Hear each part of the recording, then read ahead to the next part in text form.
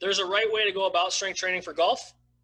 Your programming this week is going to talk a lot more about the introduction of strength. Now, if you're already kind of a heavy hitter in the gym, or you are advanced on the strength side of things, I still think this matters.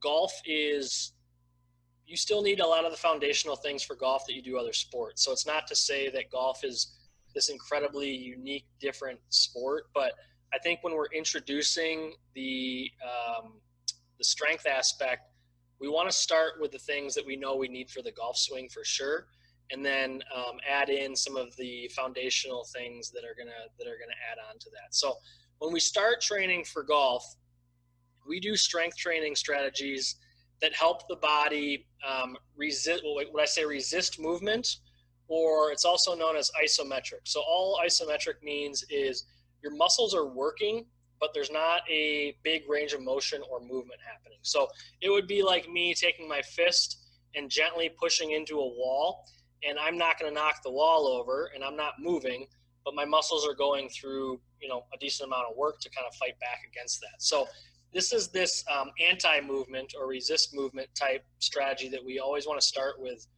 golfers. It's because isometric strength, or that anti-movement strength pattern, it's the easiest and least threatening way to introduce some load to the body. So because you're not going through these big ranges of motion, and because there's not a lot of speed involved, you're going to work on the muscle development and start getting that muscle good at taking on stress, but it's not overly risky. And the other thing is, it's very simple. A lot of these things you don't need a lot of equipment for, or you don't need, to be going to the gym or anything like that. So if somebody's just looking to get started, it's very, very low hanging fruit to work on some of this stuff. So you start working on, anti-movement or isometric type exercises. And then next week we would move into, now we're taking resistance through ranges of motion. And I just have that little third line there: the hinge, squat, push, pull, rotate, and carry. So those are kind of the key elements of a program. When we start moving through range of motion, we want to work on a hinge, which is more of like a deadlift pattern, and that can have a bunch of different variations on it. We want to work on a squat, which is exactly what it sounds like, and that has a lot of different variations on it.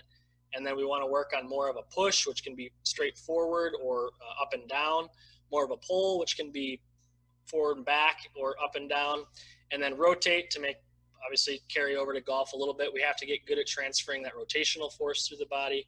And then carrying is really, really good, again, for grip strength and hip stability. So you'll obviously see some of these things in your program. But it makes it simple to program. I can figure out where somebody is in their strength progression, how advanced they are. If they're really starting from square one, we're going to start basic, and we're going to start working on, double leg patterns or double arm patterns, where you're basically using a little bit more of your muscles to try to generate the pattern. And then we get it more challenging and more dynamic by moving to a single arm or a single leg type exercise. And then you really start working on stability and some of those challenges that way. And then a big portion, again, the rotate, that portion of the program, we really want to work on separation of your upper and lower body. So that's where we're going to get a lot of, when we talk about power in week 5, because that's going to be 2 weeks from now. So we talk about power. A lot of power for golfers is generated by being able to kind of whip your body. So move the pelvis separately from the upper body.